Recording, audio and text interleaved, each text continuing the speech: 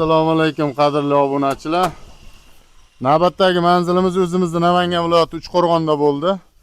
Bu joyga taroqxosan darvozamizni taroq holatlarini olib tashab, o'rniga gipka lis moslab, polni akvaposonga aylantirgan variantini ustanovkasini yakunladik. Darvozamizni qisqacha video obzor qilib beramiz. Darvozamiz razmeri eniga 3.35 bo'lgan, balandligi 3.90 bo'lgan.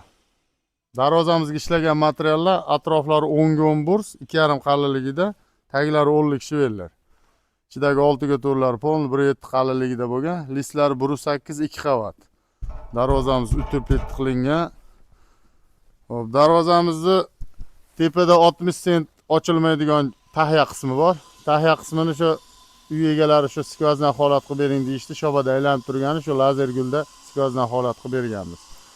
Bu darvozamizga avtomobilni devo kraska sepilgan, avtomobilni lak. Bu darvozamiz matviy holatda bo'ldi. Kimgadir glansiy holat kerak bo'lsa, glansiy holatda ham sepib beramiz. Bu egalarining talablariga binoan. Darvozamizni shu joylarda zazorlarini bekitgani 1,5 ga 1,5 kvadratda polni aylanasini zazorlarini bekitib mahkamlangan. Darvozamizni endi orqa tomonlarini ham ko'rsatib beramiz. Bu darvozamizning orqa ko'rinishi. Oshiq-moshiqlari katta qanotlarida 3 tadan ip hajmli bo'lgan har doim. Sentr zamok.